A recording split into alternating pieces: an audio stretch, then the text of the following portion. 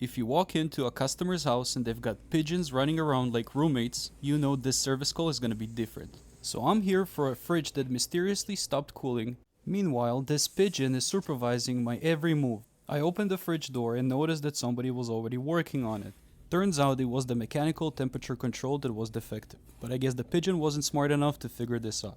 So once I figured what the problem was, I turned around to the pigeon and I told him the bad news, that he was using his fridge like a closet with lights, which is a fancy way to have added expenses to your utilities bills. To make things even worse, this fridge did not have a model number, which made things harder to find the exact part, so I had to fish it out with my suppliers and I had to come back a different visit. So if you want to see a happy pigeon with a working fridge in part 2 and other appliance kills, subscribe and like this video.